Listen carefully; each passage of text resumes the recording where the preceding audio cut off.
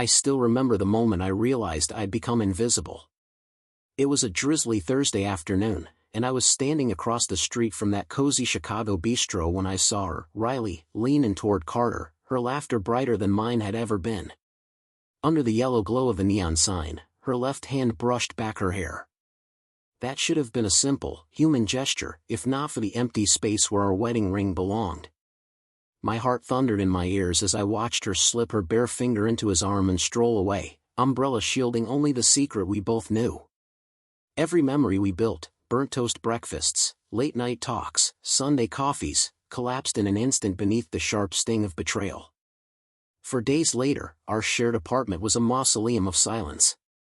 I found the tablet she'd abandoned, charged it, and uncovered hundreds of messages that mapped her growing distance and final dismissal. When she came to my door, remorse etched on her barefaced features, I stayed silent. I didn't open it. I chose to remain behind that locked barrier, bearing the weight of her choices alone.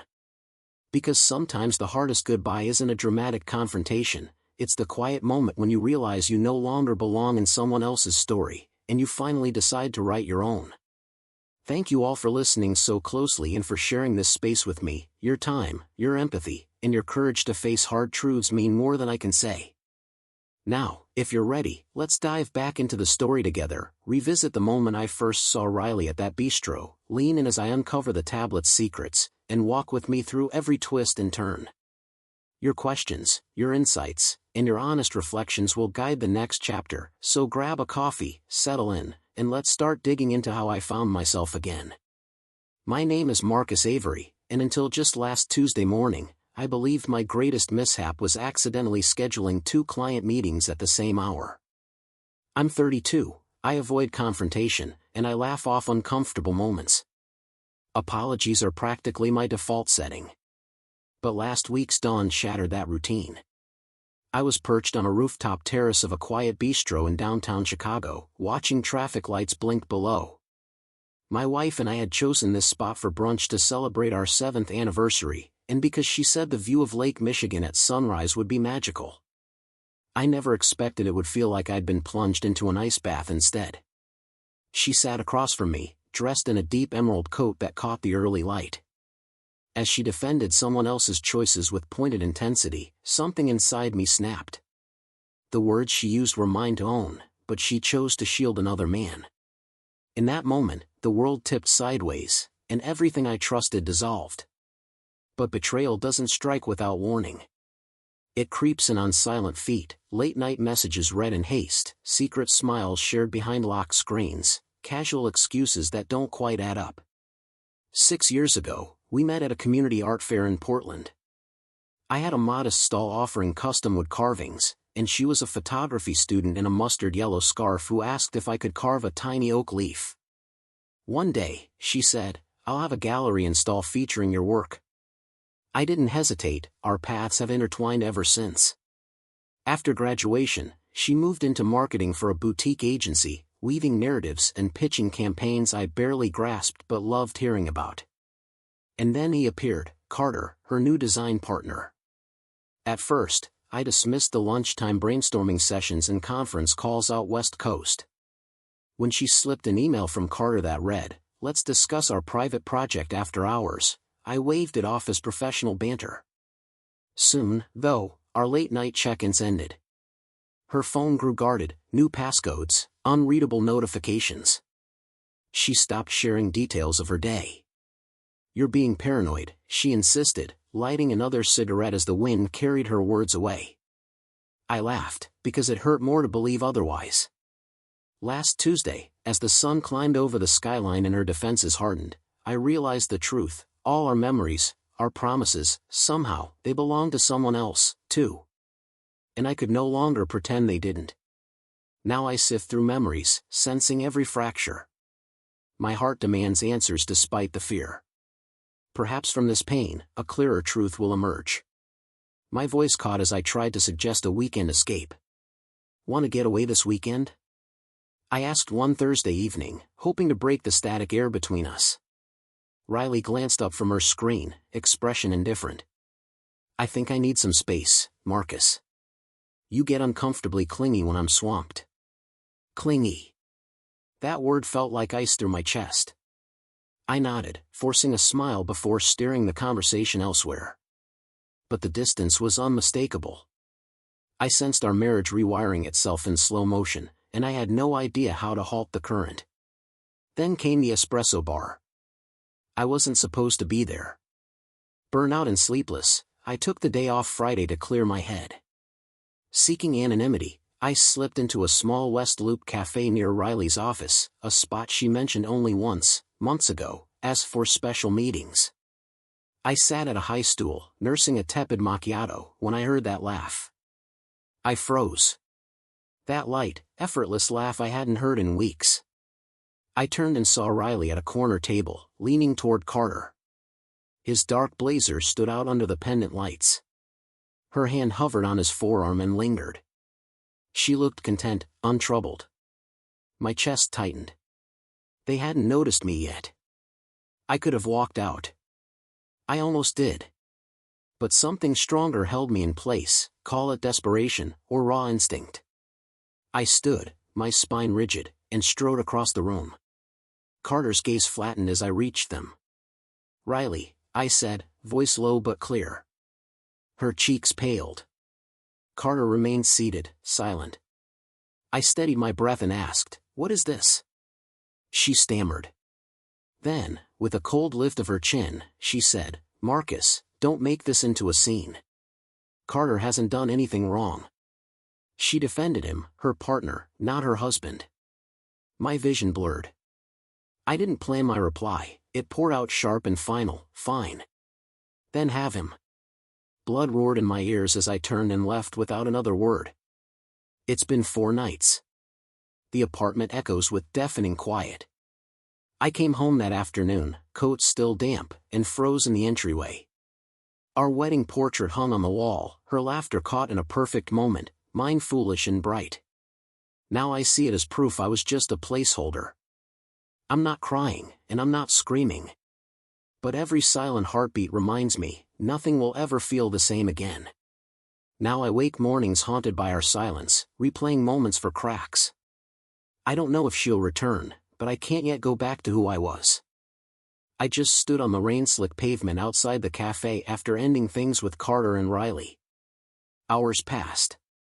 I don't even remember slipping inside my apartment, but when I finally registered the time, dusk had fallen and the living room lights were off. Riley still hadn't come home. I sat on the couch, scrolling my phone. Nothing.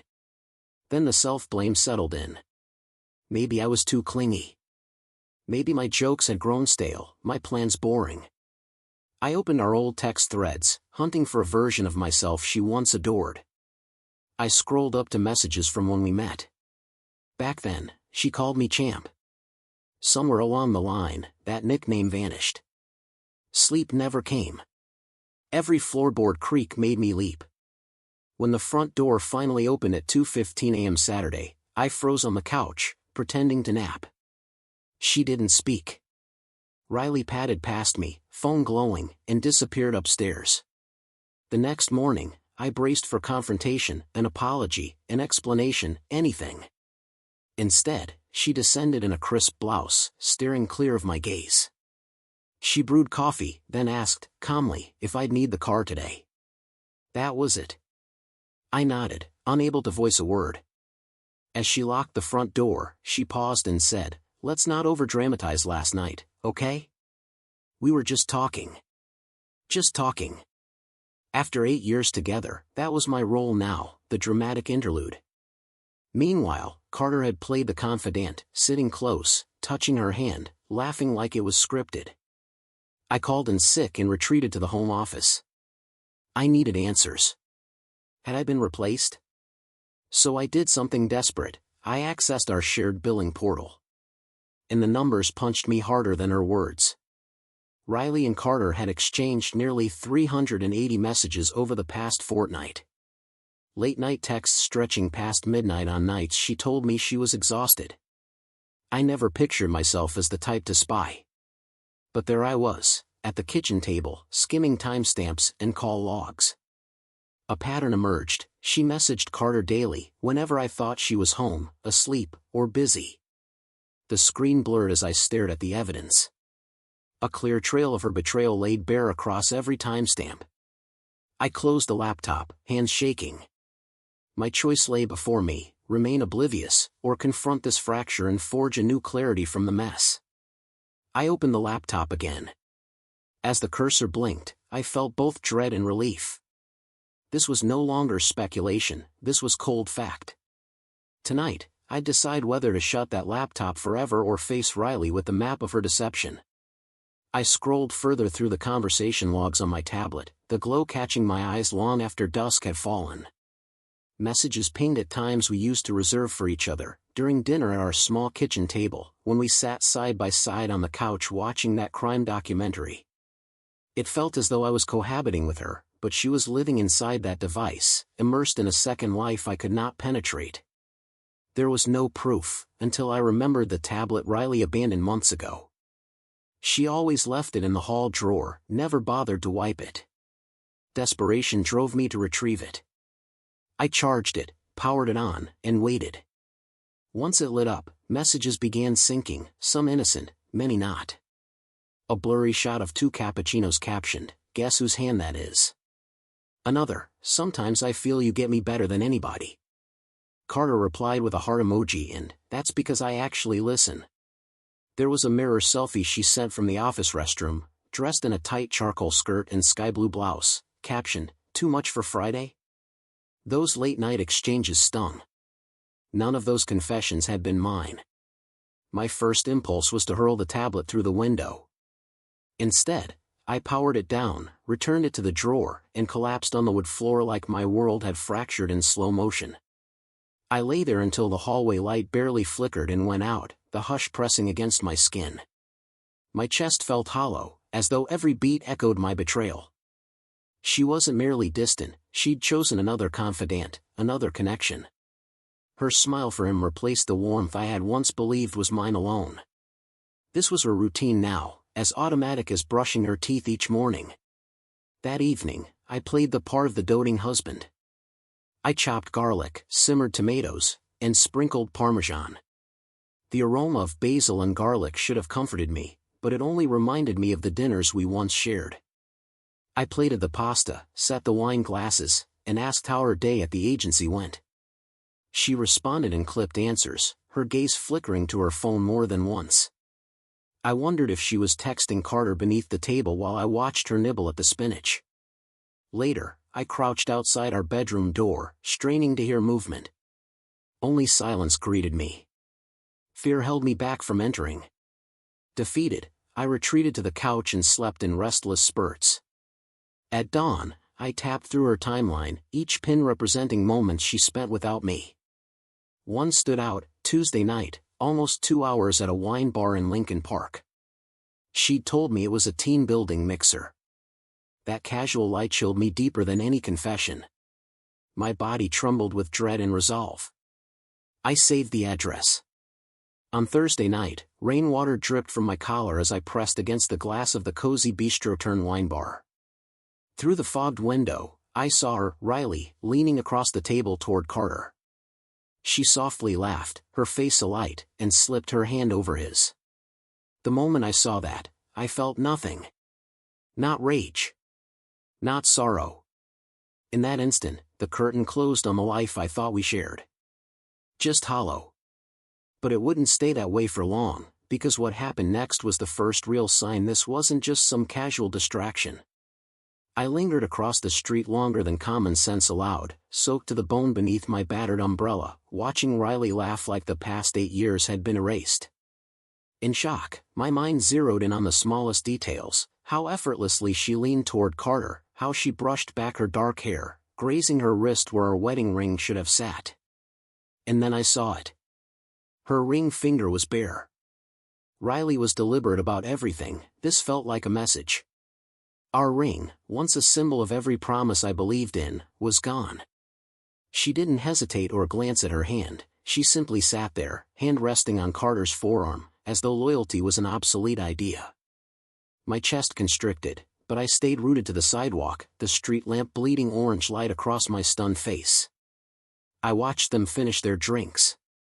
I watched Carter stand, bow slightly, and pull out Riley's chair in a gesture so intimate it felt like salt in a wound. She slipped her hand into his elbow and, under a shared umbrella, they vanished into the rainy night. I waited until their figures dissolved around the corner, then retraced my steps home in a blur. My legs operated on autopilot, carrying me past shuttered storefronts and puddled sidewalks, while one thought looped endlessly in my head: she took the ring off. She chose to take it off. At the apartment, I didn't sleep. I sank into the kitchen chair, staring at the front door as if it might swing open with Riley's return. My phone sat beside me, forgotten. Every traffic rumble and distant siren jangled my nerves. Then, around 1:30 a.m., I heard the car door. The key in the lock. Riley slipped inside, her heels clicked against the hardwood, mixing with the soft patter of rain on the windows. I held my breath. A faint clink sounded downstairs. My heart hammered. I crept to the hallway, peered around the corner, and saw her in the entryway. She held our wedding ring between thumb and forefinger, lowering it into the porcelain catch-all we used for spare keys. Like it was a trinket. She didn't see me watching. She shrugged off her trench coat, left the ring in that dish, and padded past me without a backward glance, humming a tune I recognized from our first road trip. I didn't follow. I sank back into the darkness of the kitchen, feeling like a ghost haunting my own life. Morning light wouldn't come soon enough, because I needed to know whether Riley would say anything at all. So I stayed there, blinked against the black, and waited. I assumed remorse would finally crack Riley's calm facade. Perhaps she'd find me in the living room and confess, or at least murmur an apology. Instead, last Saturday morning she padded downstairs in gray yoga pants and a loose sweatshirt, ponytail bobbing like it was just another ordinary weekend. I watched her collect keys and phone from the entryway table, then asked, voice steady though my chest burned, "Where are you headed?" She offered that distant, practiced smile I'd learned to dread. "I'm meeting some of the girls from the office for brunch," she said. I didn't argue. I simply watched her stride out the door, leaving our wedding ring glinting in the porcelain tray where she dropped it the night before. The realization hit me like a freight train: Riley had already left our marriage behind. The vows, the shared apartment on Clark Street, the 8 years we'd built together, it had all ended days, maybe months ago. I'd been the last to know. Yet I refused to let this end quietly. If she wanted an unchallenged escape, she had chosen poorly. That afternoon, I sat alone on our couch, the ticking clock painfully loud, while something within me solidified. I'd drifted for months, drowning in confusion and denial. But now everything was crystal clear: Riley hadn't been torn, she'd decided long ago. She'd carved out a parallel life, siphoning her warmth to Carter, planting new roots while letting our home grow cold. That truth steeled me. I wouldn't beg or plead. Instead, I drew a line and made a plan, deliberate, final. First, I harvested every shard of evidence: message archives from the abandoned tablet, screenshots of location pins at that wine bar, photos from the cafe confrontation, even our joint bank statements tracking her lunch expenses. I created a hidden folder on my laptop, Exit, and stowed it all there, surgical and unfeeling. I arranged a P.O. box and scouted the bar at dusk, collecting every detail that might one day serve me. Next, I pulled a battered suitcase from the guest closet and packed essentials: a week's wardrobe, documents, my laptop, and a photo of my parents. Then I called a hotel downtown and booked a room under a pseudonym. I set up a new email address so confirmation emails stayed out of her view. For the rest of the day, I played house. I washed dishes, watered the basil plant by the window, and texted Riley at 4 p.m. "Hope brunch went well. Grab some bread if you're out." Like a dutiful husband oblivious to storm gathering beneath his calm exterior. She replied with a thumbs-up emoji. That evening, when she returned, Riley hummed that careless tune again as she stepped inside our apartment on Clark Street. She flung her tote bag on the console, scrolled through her phone without so much as glancing at me. I watched from the kitchen doorway, really looked at her. Not the woman I wed, but the stranger now under the warm pendant lights.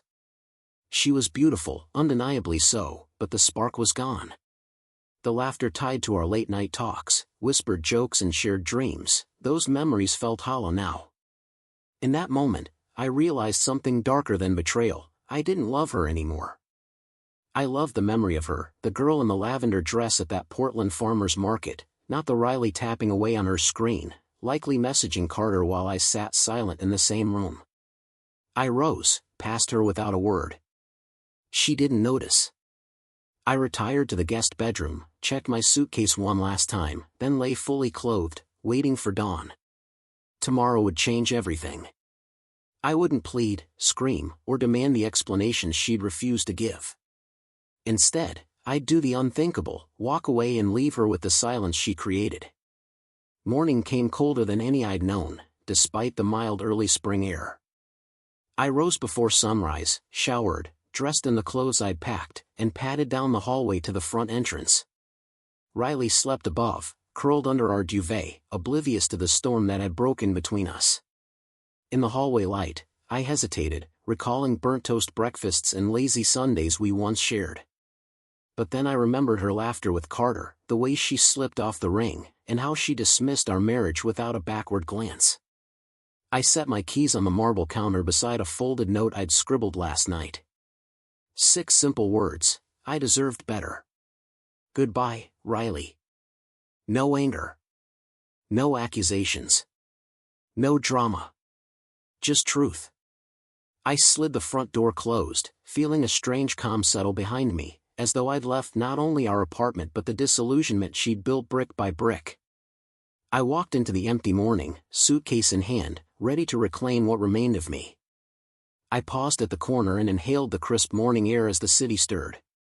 Each step toward the train station felt heavier than the last.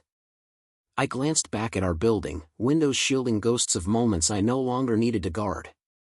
My phone buzzed with hotel confirmation. I slipped it into my pocket, determined not to look back. I'd forge my path. It was just over. Like walking away from a collapsing bridge I once believed I could fix. I drove to the downtown hotel under neon lights, booked a room under a pseudonym, and collapsed on the edge of the bed.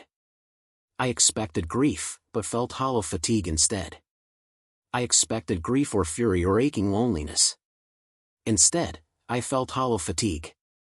I left the television off and slept nearly all day. No nightmares. No dreams. When I stirred that evening, my phone glowed with missed calls from Riley. Voicemails, too, some panicked, some accusatory, some with that saccharine tone she used when she wanted something. I didn't listen. I set the phone aside. That night, someone knocked on my door. Through the peephole I saw Riley, hair untamed, barefaced. She whispered my name, tapped softly. I said nothing. After a few seconds she walked away, her footsteps fading down the hall. Watching her go, I felt a strange relief. I wasn't her crisis anymore. I said nothing. Eventually, she left, her footsteps echoing down the hallway. Watching her departure, I felt an unexpected relief. I wasn't her crisis anymore. Her deceit and regrets now belonged solely to her. I slept soundly for the first time in months. Morning light bled through the curtains and I awoke feeling something I hadn't felt in years: hope. 2 days passed in calm before I answered Riley's messages. I still wasn't sure what remained to salvage. When I returned her call, I spoke briefly, proposing a meeting at a diner on the edge of town, neutral ground. I arrived early, slid into a vinyl booth by the rainy window. Cars glided past in the drizzle, their headlights trailing across the wet asphalt. I felt neither anxiety nor anger, only tired acceptance. As I watched her approach, I was struck by memories of us sharing fries and coffee here, our laughter echoing off those plexiglass panels. The diner's neon sign buzzed, and the smell of bacon and coffee curled around me like a memory. I pressed my palms flat against the cool vinyl tabletop, willing my heart to slow. When she slid into the booth, our eyes met for a moment, no apology, no explanation, just the hollow echo of everything we'd lost. She exhaled, tracing a condensation ring with her fingertip as though writing words she couldn't say. I barely recognized the person staring back at me. 10 minutes past our agreed hour, Riley walked in. Her braid was loose, dark circles shadowed her eyes, and she carried a paper coffee cup like a shield. She looked smaller, as though the weight of her choices had finally settled on her shoulders. It was just over. Like walking away from a collapsing bridge I once believed I could fix.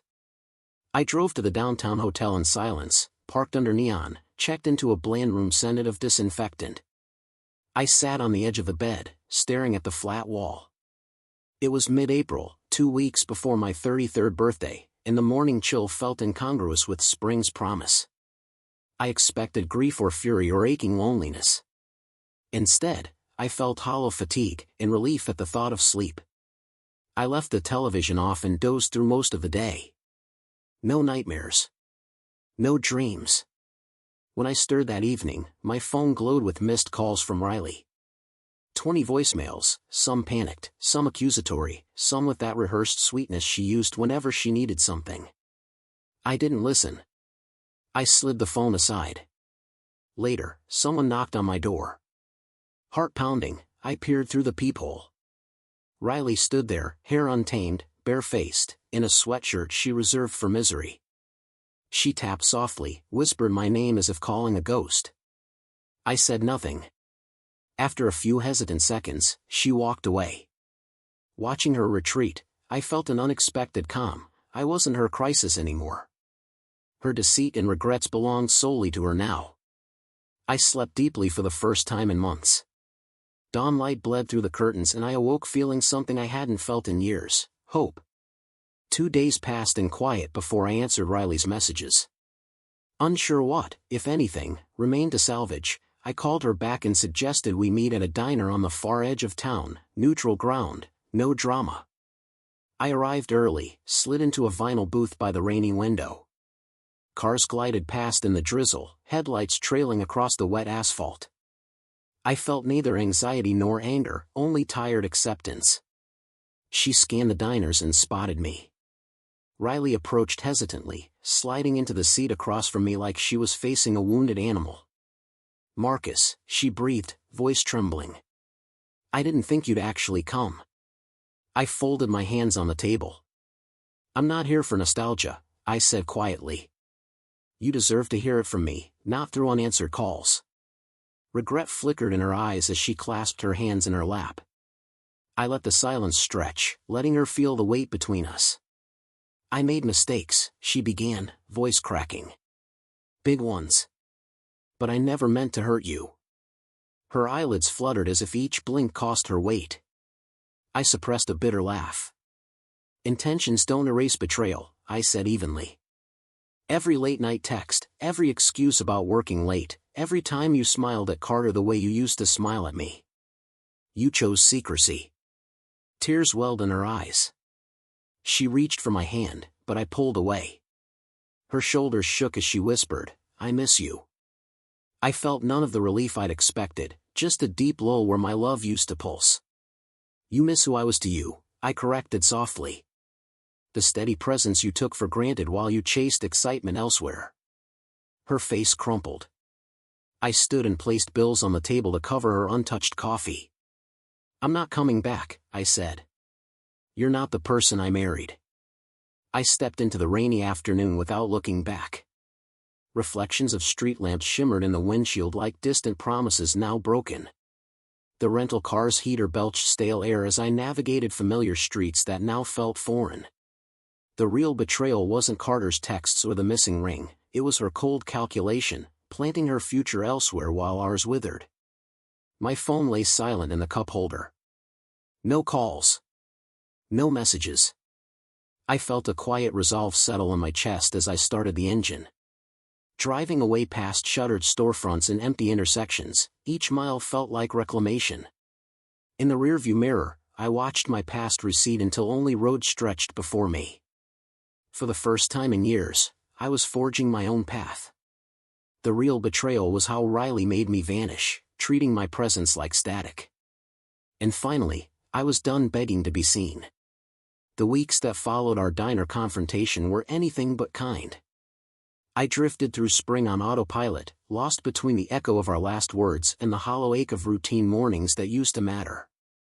Our tiny apartment on Clark Street, once filled with shared morning coffee and soft music, felt as distant as a memory. Most days I felt as if I was clutching at smoke, grasping for a life that slipped through my fingers. There were moments when emptiness gripped me fiercely, not because I missed her, but because I mourned the idea of us. Grief deceives like that, coaxing you to lament a person who has already moved on. Yet with each sunrise, the air felt lighter. After 2 relentless weeks, I stopped obsessively checking my phone for her name. No texts ever came. I halted the replay of old voicemails. Some nights I cooked simple meals for one, roasted vegetables, oatmeal, and savored the solitude instead of resenting it. Instead, I shifted my focus inward, determined to live for me again. I wandered aimlessly through empty city streets, letting curiosity guide my steps.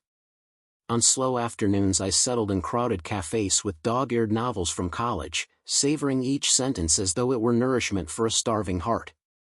I reconnected with old friends, refusing excuses and guilt trips.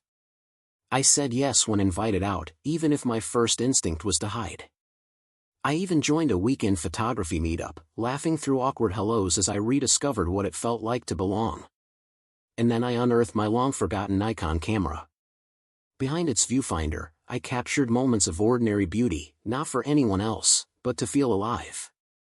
I was no longer background noise in someone else's story.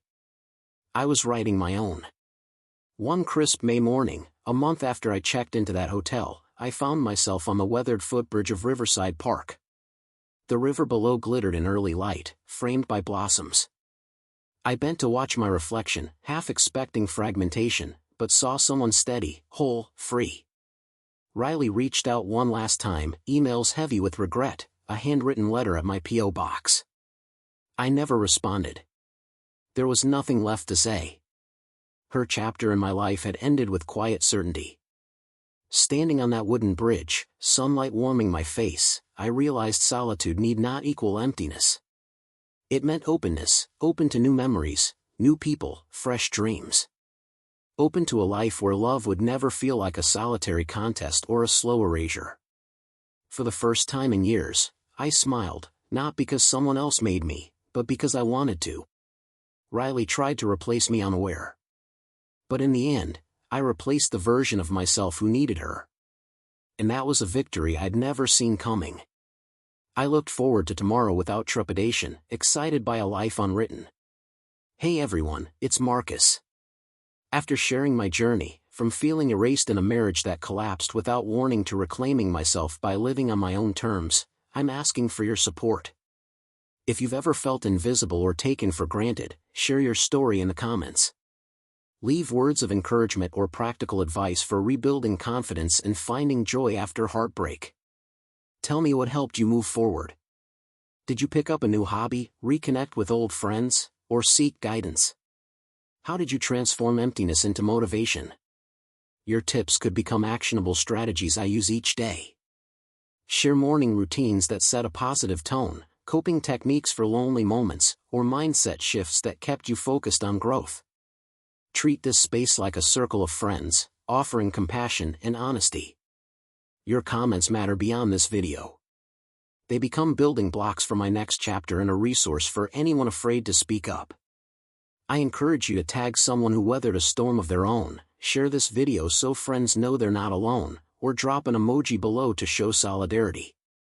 Your voice can light a spark in someone's darkest moment, including my own. If you're drawn to these real-life reflections, like this video, subscribe for more, and share it with someone who needs a reminder of their worth. Together, we can form a community of resilience, where we learn from each other's experiences and inspire fresh starts. By supporting me, you support anyone who has ever felt invisible. Let's turn these comments into a guidebook for self-discovery, proving that when we choose ourselves, we open the door to new dreams. Thank you for being here, and I can't wait to read your stories and advice as we embark on this next chapter together.